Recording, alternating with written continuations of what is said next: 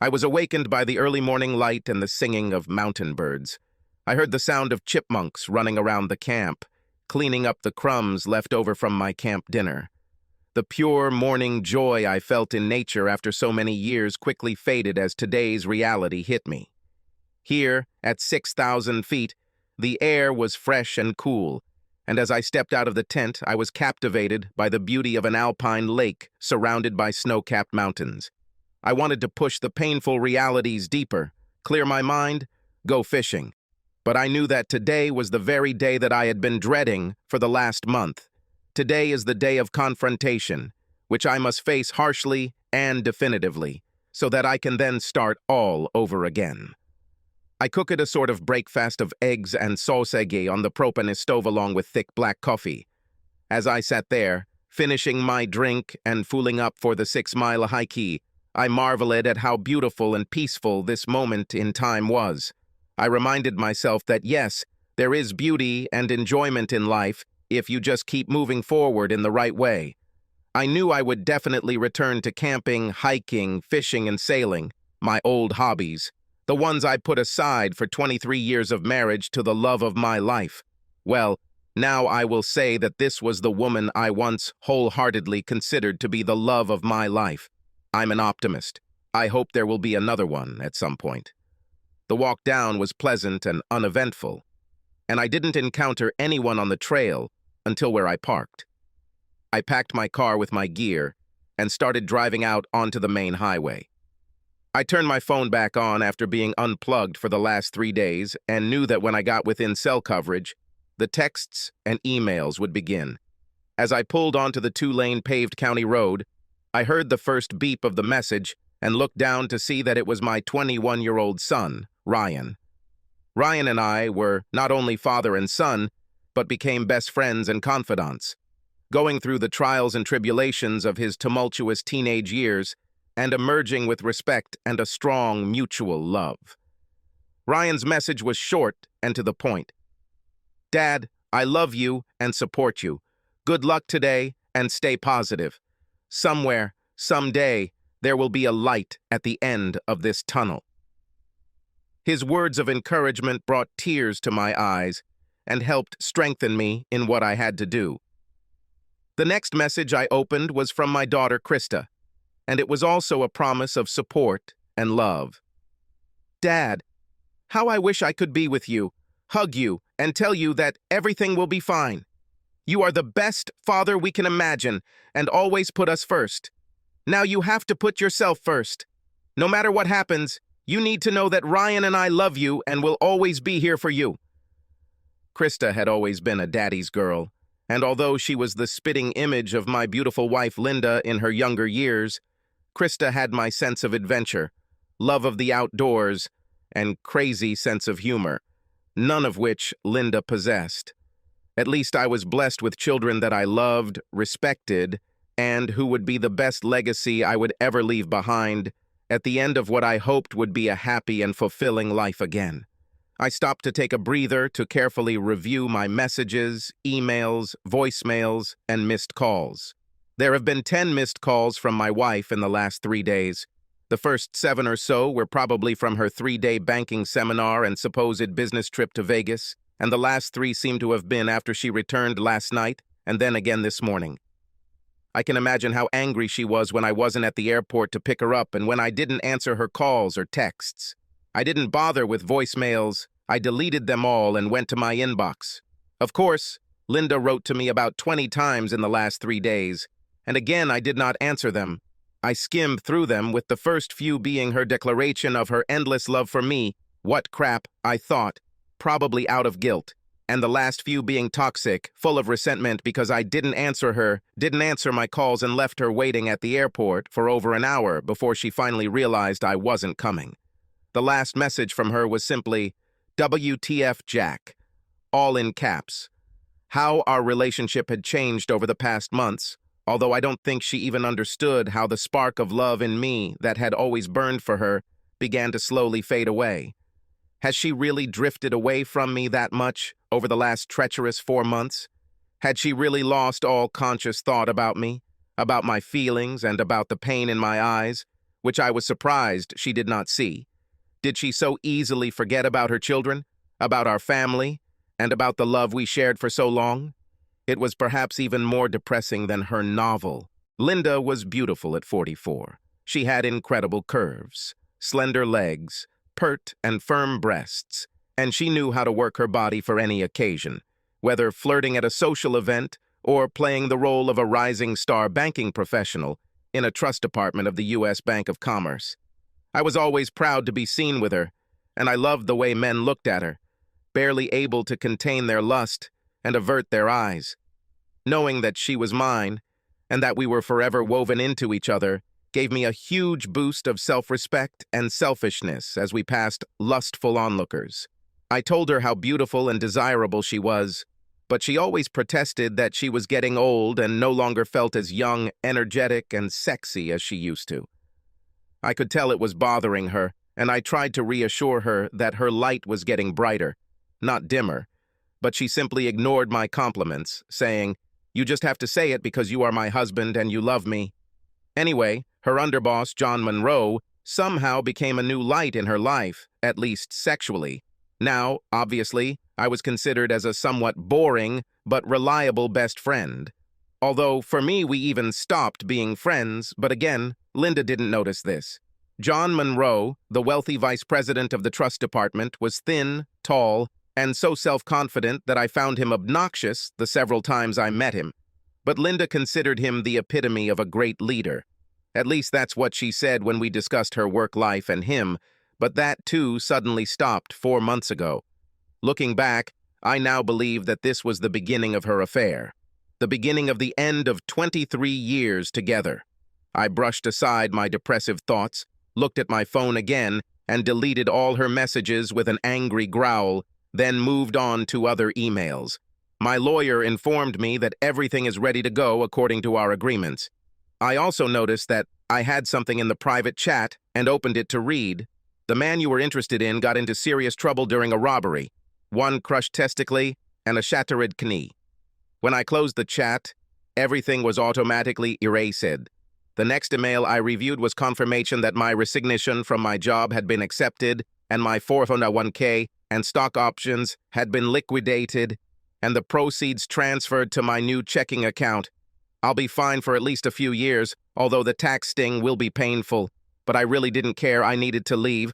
I was about to pull out onto the road when the phone rang and I saw it was Linda. I decided there would be no better time to talk than now and equated it to ripping off a Band-Aid. This needs to be done quickly and convincingly. I pulled over, turned off the engine, and answered the phone as dispassionately as I could. "Hey, Linda, what happened? What's the matter? What the hell do you mean? First of all, where are you? You weren't at the airport to pick me up, and you weren't home all night. You haven't even left a note or answered my calls or messages since last week. What the hell, Jack? Tell me what happened." "Gee, Linda, I thought you wouldn't care whether I answered or not." "Did you see me or not? I thought you'd be glad I'm not home. This way you can get yourself cleaned up and back in character before you see me, the kids, our friends, or your parents. Isn't that how your double life works?" "What? Why do you say that, Jack? I don't understand. What double life? You know that I have to travel for work. And by the way, why don't the children answer my calls and messages? Where is our king-size mattress from the master bedroom? Last night I had to sleep in the guest bedroom. Jack, what the hell is going on? Where the hell are you? And why did you leave me at the airport? I feel like I'm in the twilight zone and nothing makes sense." "Linda, you are in that twilight zone into which you have driven yourself and our entire family." Linda's anger and aggressive verbal attack died down as her confidence must have begun to fall, and her worst fears began to surface. "What? What the hell does that mean, Jack? Where are you? And what's happening?" "No matter where I am or where I'm going, I'm out of town, Linda, and I've been too busy last week to answer your texts and calls.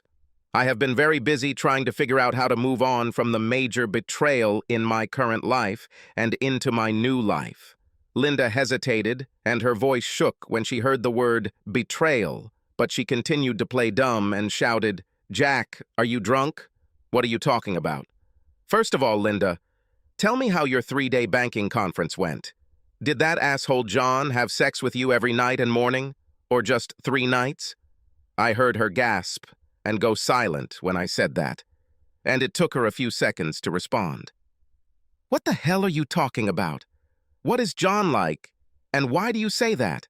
I'm married to you. Yes, Linda, you are married to me, and I am amazed that you still consider this a marriage.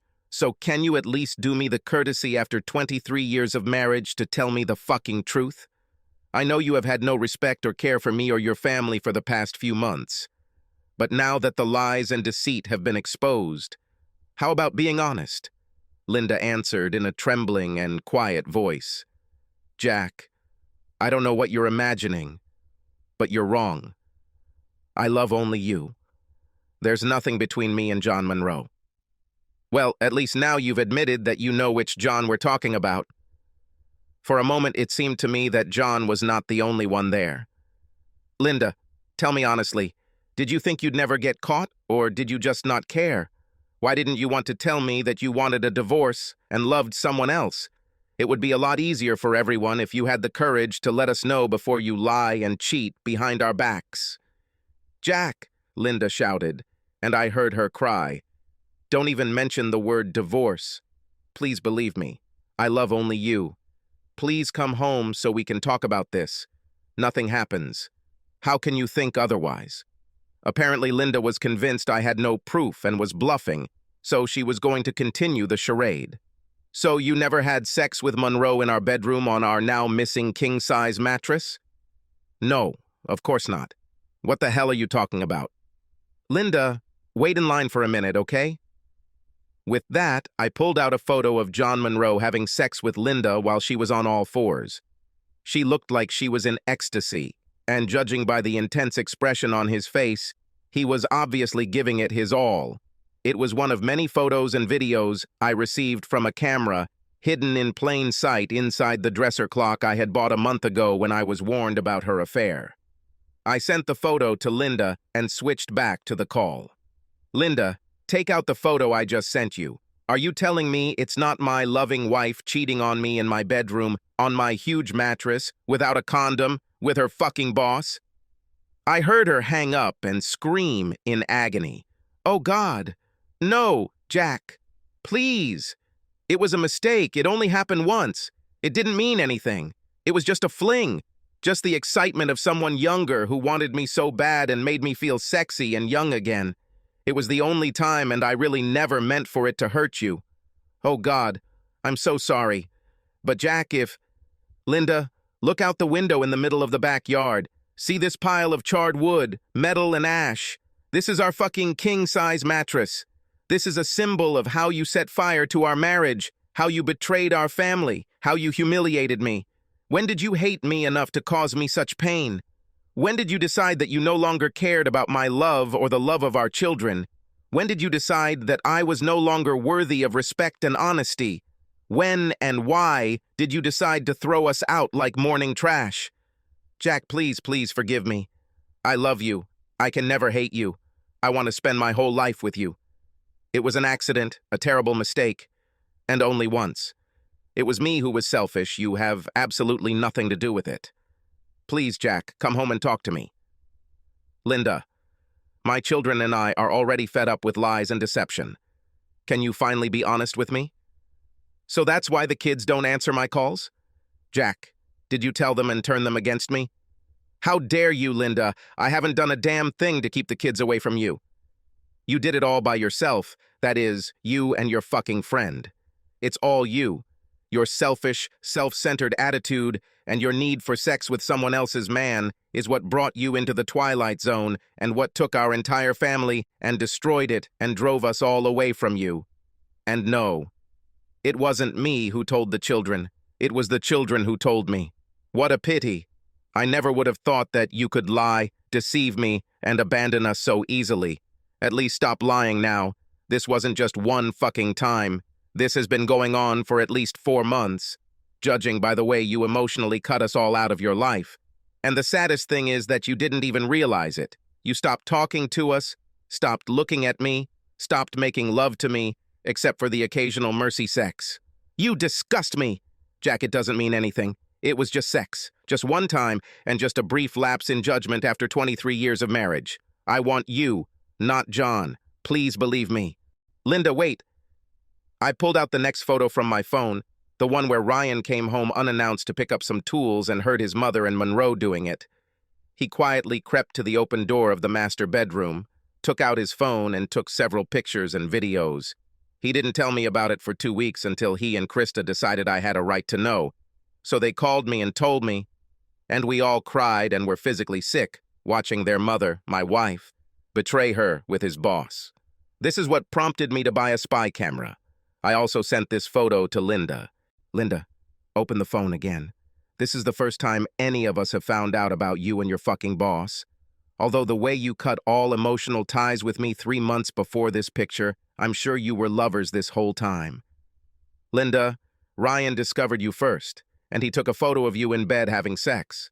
What the hell do you think your son feels about you after witnessing his mother's betrayal? Don't you realize that it turned him off, and that you lost his and Krista's respect when they looked at those pictures and tried to decide whether to tell me about your adulterous, slutty behavior? Do you think they have even an ounce of trust or respect for you now? Do you know how painful it was for them to tell me that you were a liar, and how hard it was to hear them cry as they watched you ruin our marriage and destroy our family? Just stop lying about how it only happened once, and how it hasn't been going on for months, and how you didn't have sex with him 6 or 7 times on this latest business trip. I hang up on your next lie. No, Jack, please let me explain. I heard Linda sobbing at the top of her lungs and imagined her collapsing on the floor as she finally realized that her lies and betrayal had hurt her family and herself. Oh God, Jack, I'm so sorry. Please, you must forgive me. I went crazy, but it's over now. It was just cheap and slutty sex, and it was so exciting to be desired and secretly involved in an illicit affair. I felt young and desirable again. But there was no love, and I never wanted to hurt you. But I don't know how I could not see it. I didn't even realize how distant I was from you and the children, and I'm ashamed to admit that right now I wake up and see myself as some other person from a horror movie or nightmare. And I hate myself for it, because I love you, the children, and our life together. Oh dear Jack, please come home so I can make things right. I need to make us a family again. Linda, there is no us. We're done. You can't say you loved me after you cheated on me and caused me pain and emotional damage. You have shown that you have no respect for me, no care for anyone but yourself, and because of your lies and deceit, I will never be able to trust you again. Everything we had before is now tainted and suspicious. Have you been cheating on me with him for the last few years or 4 months? How many other men have you had? Do I need to have my children's DNA tested? Don't bother answering because I won't believe a word you say. Of course I need to get tested for STDs. You and I have nothing left. You hurt me like no other, and I could never imagine that the person I loved and bet my life on would throw me away like a piece of trash. But you did it. Maybe the kids will find their way to you eventually, but I sure as hell never will. Jack, please don't say that. I'll do anything. I'll go to a psychologist. You can have sex with other women. Please do not leave me. I lived with a feeling of guilt. I wanted to stop, and I always came back to you. It was just a pointless fling. Oh God, please forgive me. I'm so sorry. Linda, save your breath. I don't believe a word you say, and at this point, I just don't care about you or your lies. Now listen to me carefully. What is happening now? On Monday, the bank will hand you divorce papers. God, no, Jack, please don't divorce me. Please. Linda, listen to me. Your boss's wife has already received copies of the video and photos of your dirty affair when you cheated on me with him in our bedroom. So chances are you and fucking John Monroe will be stuck with each other when his wife and I both leave your cheating asses. Jack, please tell me you didn't do this. He has a wife and 2 children. Why are you going to destroy them? Wow, Linda, you just don't understand. It's not me who is destroying their family. You and fucking John Monroe ruined everything. Your cheap affair ruined not only my life, your life, and the lives of our children, but also his wife and children. You can be proud of yourself. You had a hand in the deaths of 8 people. Luckily for you, you're such a selfish bitch that you probably don't care." Her sobs exploded. I heard it over the phone. "But I'm not done yet. Your boss will be sued civilly for alienation of affection, although we'll have to find out which hospital he's in." Apparently, he was out of luck. Wrong place, wrong time. I heard from a friend that Monroe was mugged in an airport parking lot and ended up in the hospital with a crushed testicle and a shattered knee, so it's hard to say when he'll be fit enough to have sex with anyone again. Stop it, Jack. Stop being so cruel. I don't care about him. I just want you. Please don't do this to us. Listen, Linda, again, we're not here. It's hard to say whether you and your boss will still have your jobs by the end of next week because I also sent these photos to the president and board members of the U.S. Bank of Commerce, along with the alienation of affection and sexual harassment lawsuit. If they want to negotiate, I will try to keep you on the job, but I will require them to fire him for cause. No, Jack, no. Do you really hate me that much? Linda, you yourself showed your hatred for me with your betrayal, lies, and disrespect. You took the love I cherished for you and tore it from my soul. I'm just trying to regain some self-respect before our lives go in different directions. At this point, Linda was crying so hard and making cries of disbelief and denial that I was not sure that she would be able to listen to me any longer. I held back my anger and felt pain and remorse for what I was putting her through, because I knew I still loved her even though I hated her. It was a very disturbing mixture of emotions that tore at my soul, but overall, I was determined to take revenge and mortally wound her for what she had done to me. Linda, we're almost finished. Try to focus on the next few points. I took the $125,000 we had in savings and used $25,000 to pay for Krista's next 2 years of college. I will help her in the future, but for now, this is all I can afford. I'm leaving the house to you. I signed the contract in your name, and the capital will be about $100,000 if you sell it now. I'm not selling our house, Jack, and I want you to stop this madness and come back to me so we can heal. Please, for our 23 years of love and happiness, before I go crazy. I ignored this remark and continued, Linda, if you sign the divorce, you will keep the house and all its contents. I'll keep the $100,000 that's left from our savings and we'll call it a day. If you don't agree to the divorce or start fighting it, I don't care. I won't be there to argue. Do what you want. I don't care. We're almost done, Linda. There are a few more things I need to tell you. If you look around, you'll notice that I've moved out. I took what I wanted, and all that's left is yours. I took some photos and left the wedding photo albums with you. Save them, burn them, I don't care. I left my wedding ring on the dresser. You can melt it or flush it down the toilet, as happened with our marriage. Ryan is coming to pick up some of my fishing and hunting gear that he needs. He will come when you are not there, so do not be alarmed if you notice that someone has been in the house. He doesn't want to see you. Krista is coming to pick up all her things. She has no plans to ever live there again. She'll also like to come by when you're away, so don't be surprised if you see her room empty. The last thing you should know is that I also sent pictures of you cheating on me, your parents, my parents, and all of our contacts in both of our email databases, so you might want to work on that. What story will you tell them all? I'll be damned if I'm going to be the bad guy in this bad marriage. Her crying and screaming had now risen to such a level that I was afraid she would pass out or get hit. This had to end. Linda, one more thing. I quit my job last week and am moving out of state into the great unknown. I hope I can find someone in the future who loves me enough to stay true to the promises we make to each other.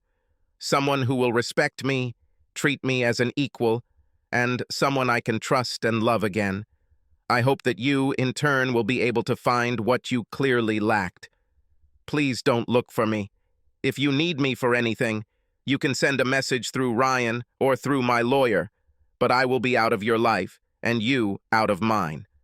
Goodbye, Linda.